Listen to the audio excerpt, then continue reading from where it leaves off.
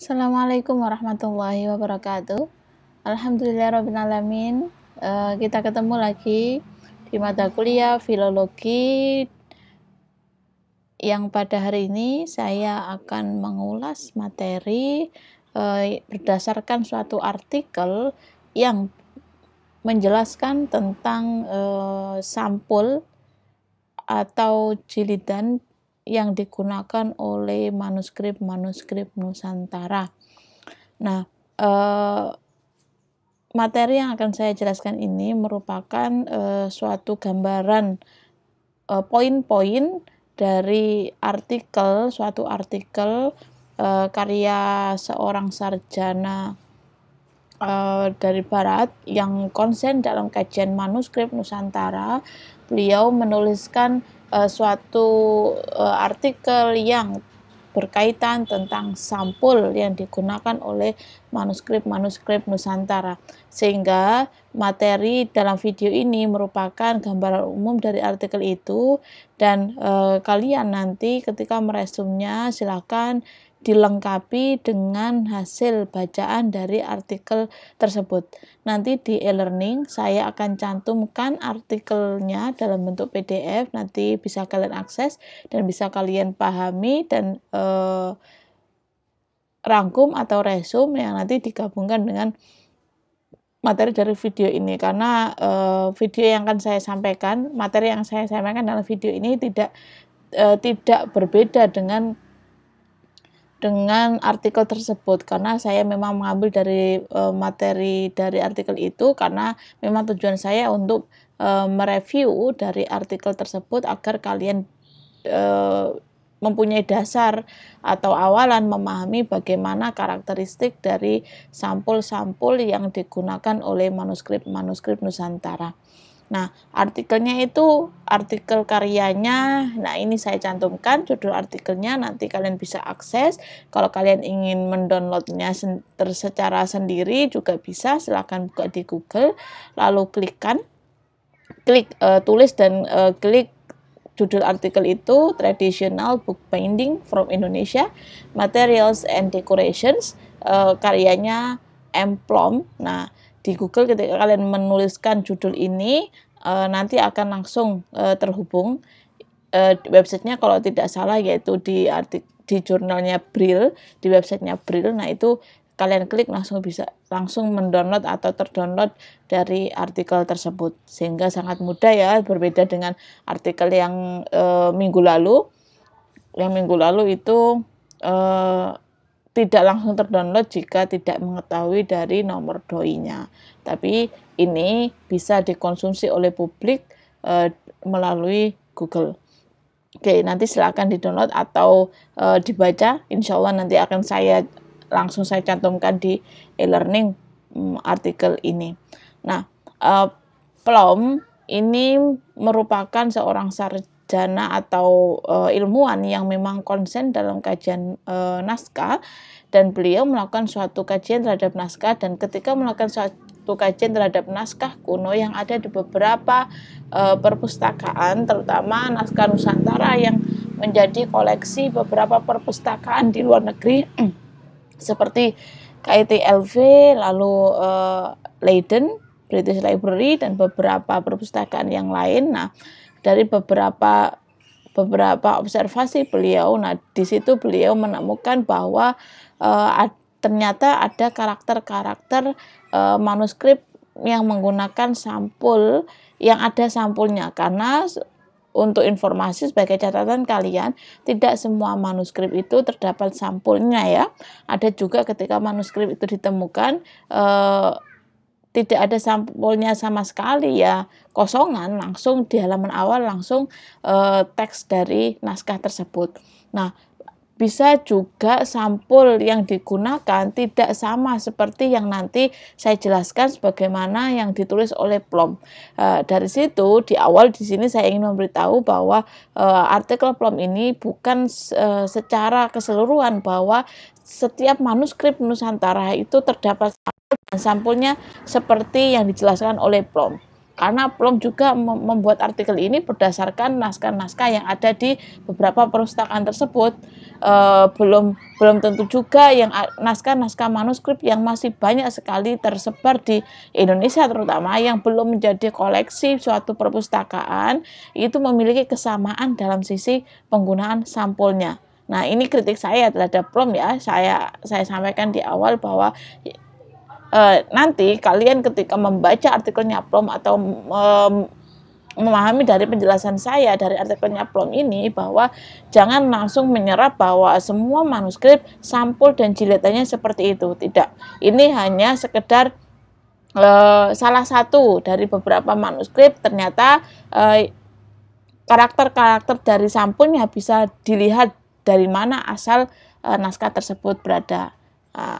Di lain hal masih banyak model sampul yang lain. Nanti saya tunjukkan ada satu naskah yang saya tunjukkan yang itu sampulnya berbeda dengan yang disampaikan oleh Plum. Oke, langsung saja.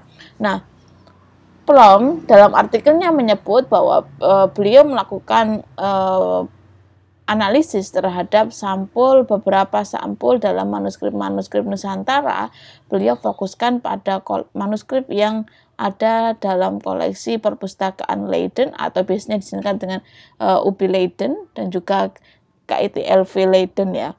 Nah, dua tempat ini yang menjadi fokus Plum untuk melihat karakter dari sampul-sampul dari manuskrip Nusantara.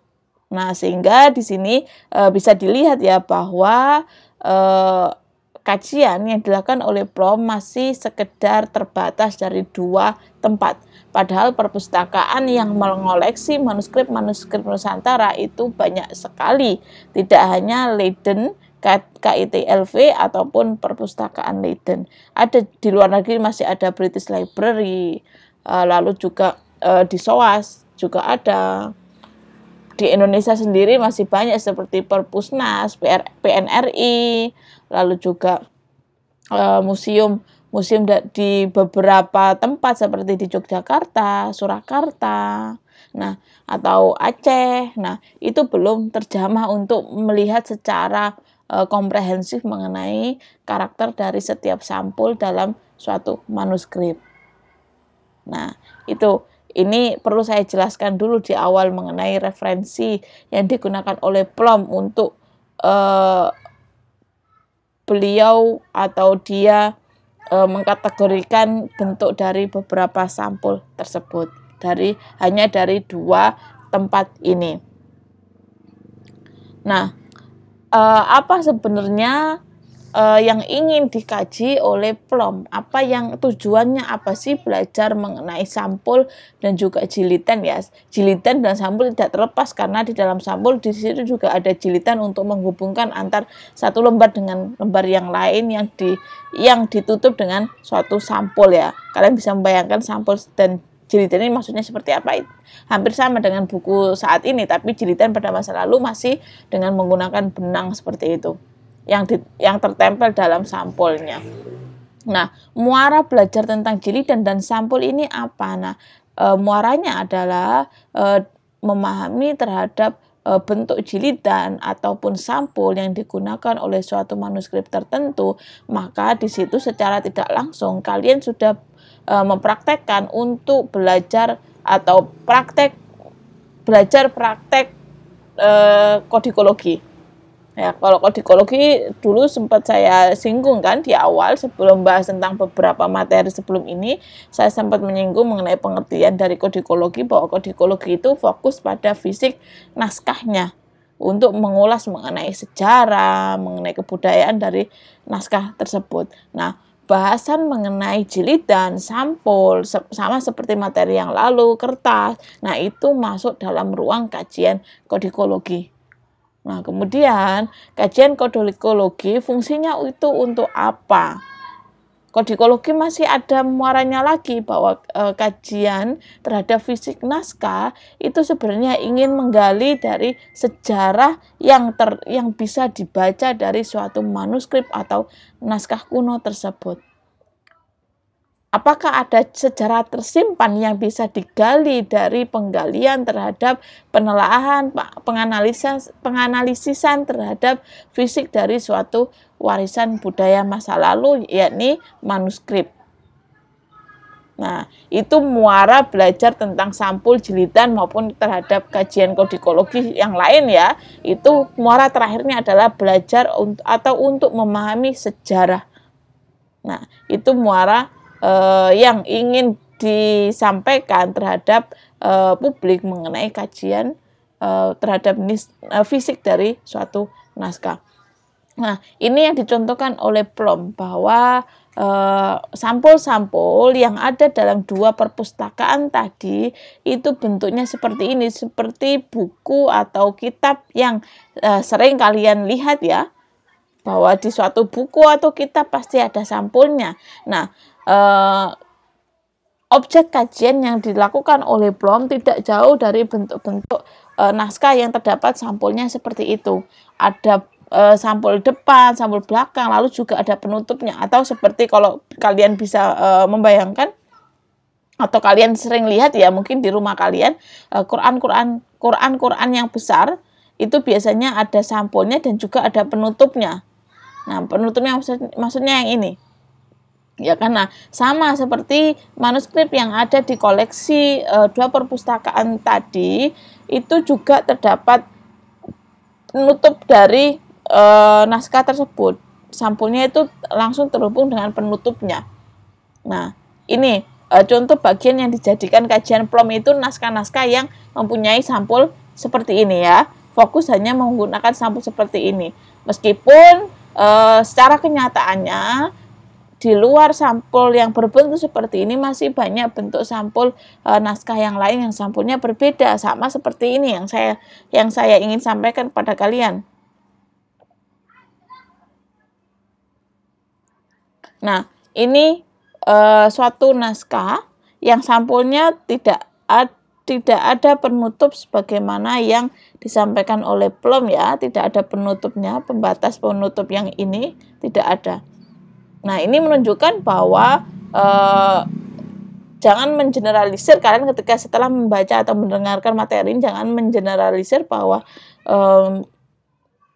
bentuk sampul dalam manuskrip ya hanya seperti yang disampaikan oleh Plom, seperti itu. Oke, kemudian nah ini dalam artikelnya Plom, beliau menyebutkan atau memberikan suatu gambar yang nanti bisa menjadi gambaran oleh pembaca bahwa bentuk sampul itu yang ada di dua perpustakaan itu seperti ini, bahwa sampul depannya atau belakangnya itu ada beberapa ornamen ya, dan ini ada contoh yang kalau bagian ini disebut apa oleh Plom, bagian yang kedua ini apa, 3 dan 4 ini apa. Yang pertama bagian garis-garis ini Plom menyebutnya dengan frame bind. Nah, garis-garis tepinya ini. Lalu nomor 2 ini corner piece. Nah, ini adalah bentuknya seperti ini. Yang ketiga ada bud shape decoration. Yang ketiga, ada dekorasi yang lain yang berbentuknya seperti pohon ya, daun. Yang keempat, beliau menyebutkan dengan yang tengah, bagian tengah dalam sampul manuskrip disebut dengan medali. Beliau menyebutnya sebagai medali. Nah, itu secara umum bentuk sampul yang ada dalam manuskrip Nusantara di dua perpustakaan ini seperti yang digambarkan oleh Plom ini. Nah, akan dibahas satu persatu oleh Plom bagaimana karakter dari naskah-naskah tersebut yang bisa mengetahui dari mana asal manuskrip tersebut berada. Nah, beberapa di antaranya, yang pertama yaitu model sampul yang berasal dari Jawa Tengah. Nah, Plom mengambil suatu objek kajian naskah yang ada pada naskah abad 19 yang berasal dari Jawa Tengah. Nah, nanti bisa kalian cek juga di artikelnya. Nah, bentuknya seperti ini. Ternyata di artikelnya Plom, beliau menyebutkan bahwa di dua perpustakaan di Leiden tersebut bahwa bentuk naskah yang berasal dari Jawa Tengah itu sampulnya biasanya modelnya seperti ini. Nah, bisa kalian amati ya, bahwa di situ sama seperti yang saya sampaikan sebelumnya, secara gambaran umum bentuk sampul bahwa ada garis tepi, lalu ada medalionnya, lalu juga ada corner piece-nya. Nah, kalau bentuknya garisnya ini banyak seperti ini, lalu medalionnya seperti apa ya? Kalau Plum menyebutnya seperti almond ya, kacang almond atau pisang yang lainnya, bentuknya seperti ini, yang jelas seperti ini. Lalu kemudian ada tutupnya. Nah, ini sebenarnya ini tutup maksudnya, bahwa ada bentuk tutup tepi yang tadi saya sampaikan bahwa ada penutupnya. Dan juga bentuk khas Jawa Tengah itu medalionnya ini itu timbul. Ya, timbul, dan pastinya bahan yang digunakan untuk menggunakan sampul ini menggunakan bahan kulit. Nah, dari beberapa naskah hasil observasinya Plum ini, naskah-naskah dengan sampul yang sama seperti itu ternyata khas dengan naskah-naskah yang dari Jawa Tengah. Itu menurut Plum. Bahwa di sini kalian juga bisa menjadi patokan ya, ketika kalian menemukan naskah, coba nanti di cross check ketika menemukan sampul dalam satu naskah dengan bentuk sampul yang sama dengan gambar ini, nanti bisa dilakukan cross check apakah memang naskah dengan sampul yang sama seperti ini itu memang benar dari Jawa Tengah juga yang kalian temukan itu. Nanti bisa di cross check ulang. Ya. Nah, ini menunjukkan di awal yang saya katakan bahwa ini menunjukkan bahwa orang pada masa lalu sangat cermat ya, sangat detail dalam membuat suatu karya berupa tulisan di dalam suatu naskah atau kitab ya. Ternyata sampulnya saja diperhatikan dengan sangat hati-hati, atau di sini kan pembuatan bahannya kulit, lalu pembuatan untuk timbul, untuk garis-garis yang seperti ini pastinya tidak mudah ya. Nah, ini menunjukkan bahwa orang pada masa lalu itu ternyata sudah mempunyai kreativitas yang tinggi untuk menentukan suatu karakter dari daerah tertentu. Nah, itu karakter dari khas Jawa Tengah. Plum kemudian menjelaskan bahwa ada karakter manuskrip dengan sampul yang khas Madura. Ini contohnya. Nah, bisa kalian lihat berbeda ya, bentuk sampulnya berbeda. Kalau di Jawa Tengah tadi garis tepinya ini sangat banyak garis-garisnya. Kalau khas Madura ini tidak banyak, ada beberapa garis saja, 1, 2, 3. Nah, dan naskah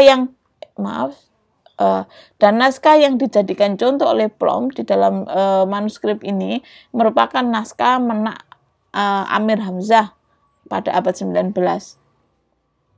Nah, dan juga Plum menganalisis atau melihat bahwa ketebalan dari sampulnya itu dibanding dengan Jawa Tengah, ternyata Madura ini lebih tipis ketebalannya.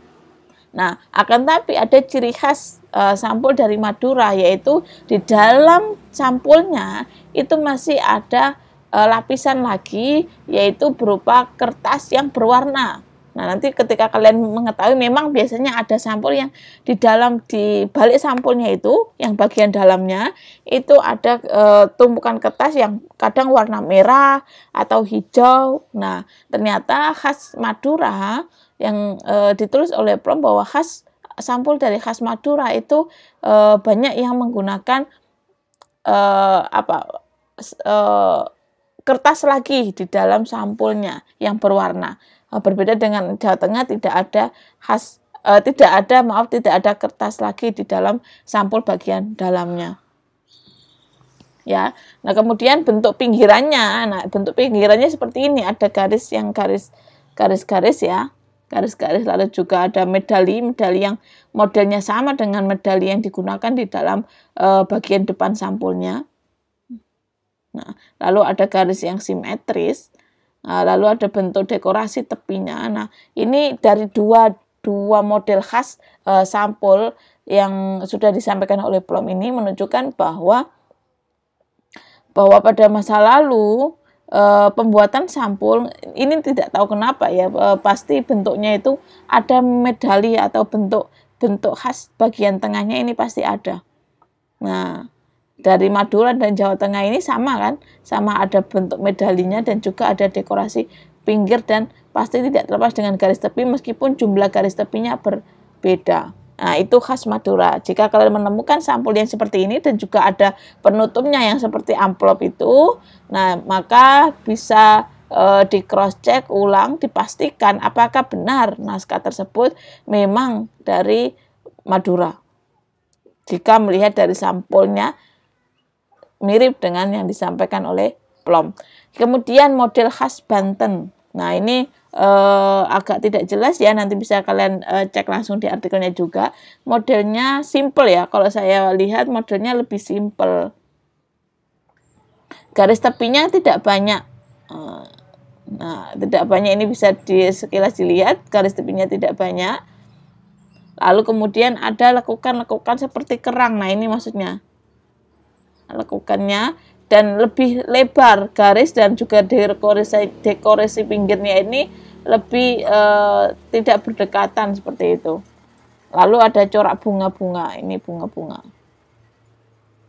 Nah, kemudian ini Plom juga menyebut bahwa ada ilustrasi gambar seperti teratai Cina. Nah, ini menjadi pertanyaan juga ya, kenapa kok ada menggunakan ilustrasi gambar teratai Cina? Nah, apakah ada pengaruh sampul-sampul Cina di model sampul khas Banten ini? Nah, nanti bisa dilakukan pengcross-chekan. Yang berikutnya khas Palembang. Nah, khas Palembang sebenarnya tidak berbeda ya dengan bentuk naskah yang khas tadi khas mana Jawa Tengah dan juga Banten, hampir sama sebenarnya, ada medalianya dan juga ada ini atau Plom tadi yang tadi menyebutnya dengan teratai Cina, bentuk ilustrasi teratai Cina, lalu ada dekorasi, tapi yang membedakan adalah garis tepinya. Kalau saya lihat bahwa kalau yang khas Palembang ini garis tepinya ini ada ornamennya atau ada bentuknya, tidak hanya sekedar garis tapi ada bentuknya. Nah, ini kan bentuk kan miring ini. Nah, ini bentuk khas Palembang. Jika kalian menemukan naskah yang sampulnya seperti ini, nah coba di cross check untuk memastikan apakah benar khas atau benar naskah dari Palembang. Nah, ini yang berbeda. Nah, saya kira ini bentuk sampul yang berbeda dengan sampul-sampul yang sudah dijelaskan sebelumnya tadi, bahwa ini model khas sampul Minangkabau. Nah, yang persamaannya adalah sama ada medalinya di bagian tengahnya. Ya, sama ya, dari semua sampul yang sudah saya jelaskan tadi bahwa semuanya ada medali tengahnya. Dan ini menjadi ciri khas manuskrip Nusantara menurut Plom, bahwa ada medalinya. Dan kemudian perbedaannya adalah garisnya itu sangat jelas. Garis-garisnya sangat jelas, berbeda dengan manuskrip sebelumnya kan, sampulnya itu tidak jelas garis-garis tepinya, dan tapi ini sangat jelas. Dan bedanya lagi tadi kalau di beberapa manuskrip sebelumnya adalah sampulnya sama-sama menggunakan kulit, akan tapi lebih tipis, ketebalannya itu tipis. Nah, dan timbul berbeda dengan yang khas Minangkabau ini, sampulnya atau yang terbuat dari kulit ini lebih keras, lebih kaku sampulnya ini. Dan itu mungkin yang menjadi faktor kejelasan garis, kejelasan bentuk ilustrasi gambarnya ini lebih bisa terlihat jelas karena faktor kerasnya itu. Kemungkinan itu. Nah, tapi itu hanya asumsi saya, nanti bisa dilakukan suatu kajian lebih mendalam lagi untuk melihat karakter-karakter itu. Dan dekorasinya berbeda ya, bisa kalian lihat dekorasinya itu berbeda dengan sampul di manuskrip sebelumnya. Nah, sangat jelas berbeda sekali. Nah, ini khas Minangkabau.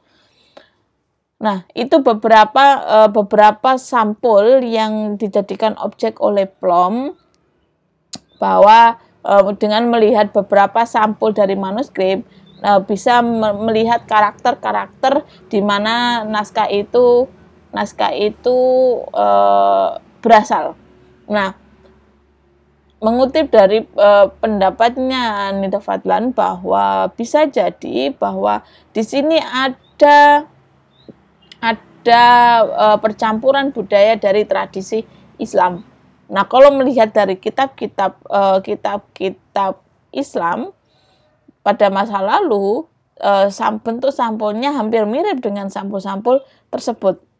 Ya, yang bentuknya ada medalinya, ada dekorasi pinggir, ada garis tepinya. Nah, ini menunjukkan bahwa Nusantara dalam penulisan, terutama dalam teks-teks ajaran Islam, yang isinya tadi beberapa isi dari manuskrip yang dijadikan objek kajian oleh Plum itu tidak terlepas dari naskah-naskah keislaman, maka sebenarnya keterkaitan dengan tradisi tulis-menulis, tradisi pembuatan naskah dengan tradisi Islam pada masa lalu itu mempunyai keterkaitan yang sangat erat.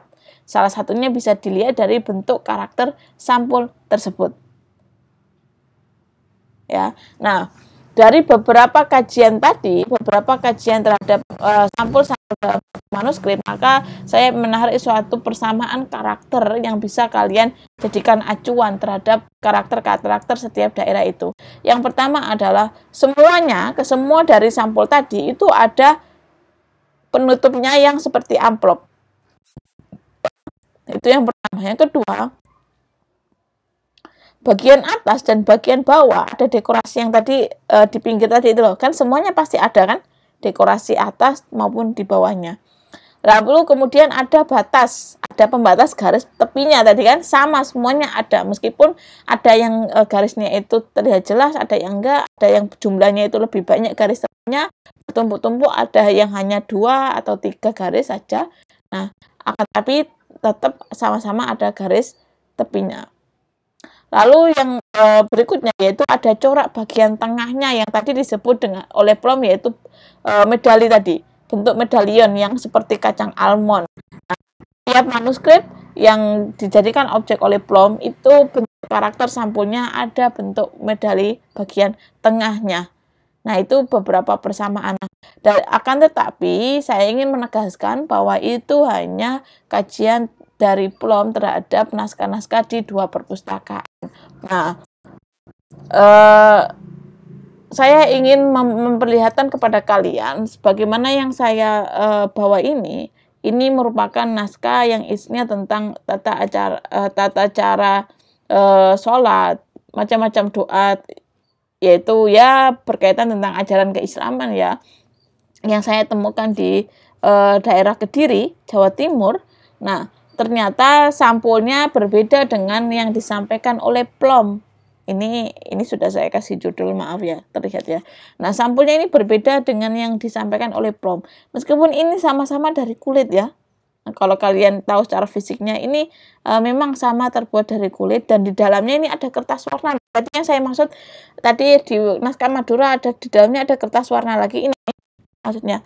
Ini juga ada di dalam sampulnya ada kertas penumpuknya yang itu menggunakan warna merah. Ini hanya terlihat sisanya ya, dan sama-sama dengan kulit. Akan tapi bedanya naskah ini sampulnya tidak terdapat dekorasi-dekorasi sebagaimana yang disampaikan oleh Plum.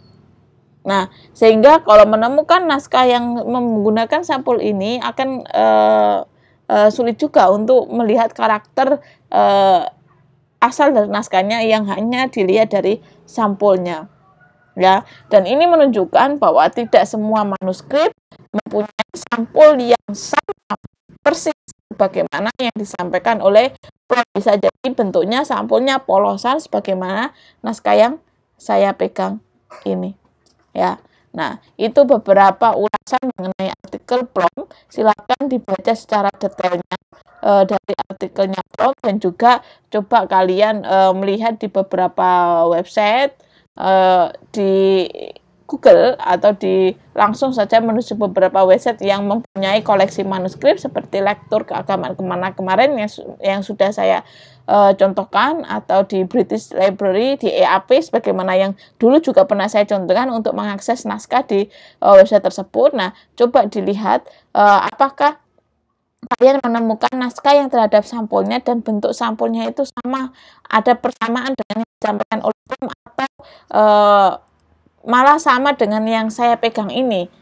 yang sampulnya hanya polosan, tapi ada beberapa persamaan dengan naskah Madura tadi. Ada